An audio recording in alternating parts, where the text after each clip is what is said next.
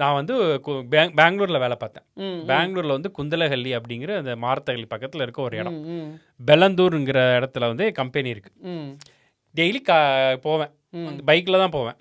மொத்தம் எங்கள் வீட்டிலேருந்து அந்த கம்பெனிக்கு வந்து 6 கிலோமீட்டர், 6.4 கிலோமீட்டர்ஸ். ஓகேயா, அது ஒரு பிரிட்ஜெல்லாம் தாண்டி வந்து போகும். பிரிட்ஜே வந்து ஒரு டிராஃபிக் கம்மியாகிறதுக்காக கட்டப்பட்டதான் வந்து பிரிட்ஜ். கீழே வந்து ரிவர்லாம் கிடையாது, கீழே ரோடு தான். ஓகே, ஸோ வந்து மேலே பிரிட்ஜ் கட்டியிருக்காங்க.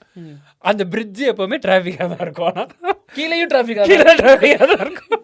நான் வந்து அந்த பைக்கில் வந்து பிரிட்ஜில் இப்படி மேலே பிரிட்ஜ் இப்படி மேலே ஏறிட்டு இருக்கு, இப்படி வச்சு நான் நின்றுருக்கேன். அப்படியே நிற்குது எல்லாமே, கொஞ்சம் கூட நகலலை. எப்போவுமே அப்படி தான் இருக்கும். வந்து ஒரு 6.5 கிலோமீட்டர் தான், போகிறதுக்கு 40 நிமிஷம் ஆகும். ஓட அப்படிங்கிற மாதிரி நான் வந்து அப்படி நின்றுருக்கேன். காலையில் ஒரு 9 இருக்கும். சுற்றி பார்க்க எல்லாரும் அப்படியே நின்றுருக்காங்க. நம்ம இங்கே என்ன பண்ணிகிட்டு இருக்கோம்? உயர் ஸ்டாண்ட். உண்மையாகவே எனக்கு அப்படி தோணுச்சு. இவ்வளோ டெய்லி இப்படியே நிற்கிறோம் அந்த பாலத்தில். இப்படி இது எவ்வளோ ஒரு டீப்பான தாட் தெரியுமா? இது எவ்வளோ வந்து மக்களை அஃபெக்ட் பண்ணும் தெரியுமா?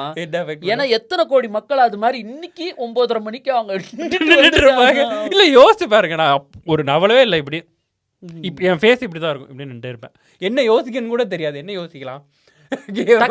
டக்குன்னு நானே அந்த சுதீர் ஸ்ரீனிவாசன் அப்படியே ஒரு தாடி சொரிஞ்சிட்டு